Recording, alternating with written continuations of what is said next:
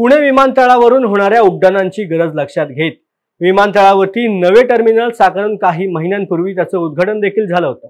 मात्र CISFच्या मनुष्यबळ कमतरतेमुळे या टर्मिनलला प्रत्यक्ष वापर सुरू झाला नव्हता। खासदार मुरलीधर मोहोळ यांनी केंद्रीय राज्यमंत्रीपदी शपथ घेतल्यानंतर लगेचच या प्रकरणी लक्ष घालून गृह विभागाकडे पाठपुरावा देखील सुरू केला होता। त्यांच्या या प्रयत्नांना यश आलं असून पुणे विमानतळासाठी 222 पदांना मंजुरी मिळाली आहे। त्यामुळे नव्या टर्मिनलसाठी आवश्यक असणारी मनुष्यबळ संख्या आता पूर्ण झाली असून हे टर्मिनल लवकरात लवकर खुले करण्याचा आमचा प्रयत्न असल्याची माहिती केंद्रीय राज्यमंत्री मुरलीधर मोहोळ यांनी दिली आहे।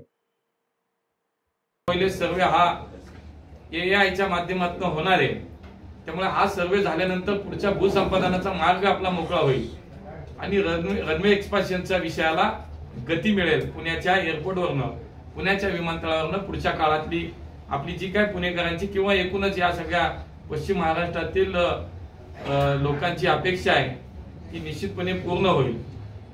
तिसरा खूप महत्त्वाचा विषय जो पुण्याचं नवीन टर्मिनल बांधून झालं पण ते अजून कार्यान्वित होत नव्हतं, त्यासाठी काही गोष्टींची पूर्तता होणं खूप आवश्यक होतं।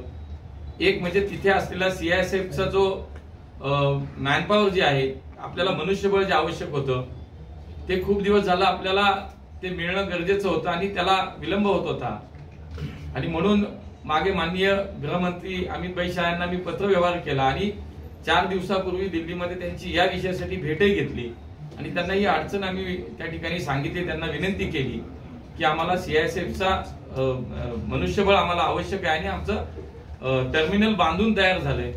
ताबडतोब काल संध्याकाळी माननीय अमित भाई शाहच्या गृह मंत्रालयानं 222 म्हणजे तसं 269 एकूण 222 हे नवीन टर्मिनलसाठी आणि उर्वरित ही जुन्या विमानतळाच्या आपल्या टर्मिनलसाठी 269 CISFचा मनुष्यबळ आपल्याला मंजूर केला। तसं पत्रही त्यांनी पाठवलं आणि आता मला असं वाटतं की आमचं नवीन टर्मिनल सुरू होण्याच्या संदर्भातली सगळ्या पूर्तता पूर्ण होत आल्यात। एक आपल्याला फक्त इमिग्रेशनचं शिफ्टिंग हा विषय त्यांच्याच मंत्रालयाशी संबंधित आहे, त्यामुळे तोही विषय मी त्यांच्याशी त्या ठिकाणी मांडला की इमिग्रेशन जे जुन्या टर्मिनलचं इमिग्रेशन जे आहे, सगळी सिस्टीम जी आहे ती नवीन टर्मिनलला शिफ्ट करायची, तर त्या संदर्भात सुद्धा पत्रव्यवहार झाला, बोलणं झाले आणि ते सुद्धा आता लवकरात लवकर तेही होईल। म्हणजे पुढच्या काही दिवसात, अनेक दिवसांची जी प्रतीक्षा होती, पुण्याचं आपलं अत्यंत सुंदर, अत्यंत चांगल्या दर्जाचं बांधलेलं जे टर्मिनल आहे ते आता पुढच्या काही दिवसात सुरू होण्याचे सगळे जे काही त्याच्यामधल्या त्रुटी अडथळे होते, ज्या काही फॉर्मॅलिटीज होत्या त्या आता सगळ्या कंप्लीट झाल्यात आणि त्यामुळे मला असं वाटतं की पुणेकरांच्या दृष्टीनं, एकूणच आमच्या सगळ्या पश्चिम महाराष्ट्रातल्या या सगळ्या प्रवाशांच्या दृष्टीनं खूप चांगल्या प्रकारची सुविधा आता पुढच्या काही दिवसात सुरू होईल याचं मला निश्चितपणे समाधान वाटतं। साधारणतः किती दिवस अजून? मला असं वाटतं की पुढच्या एक 8 ते 10 दिवसात नवीन टर्मिनल सुरू व्हायला अडचण नाही।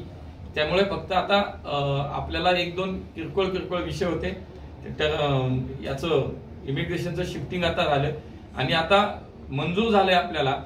जर CISFचा मनुष्यबळ आपल्याला आता त्याची मंजुरी मिळाली, पत्र आले, त्यामुळे आता त्याची पूर्ण अंमलबजावणी आता लगेच होईल आणि आपल्याला हळूहळू ही सगळी मॅनपॉवर मिळेल।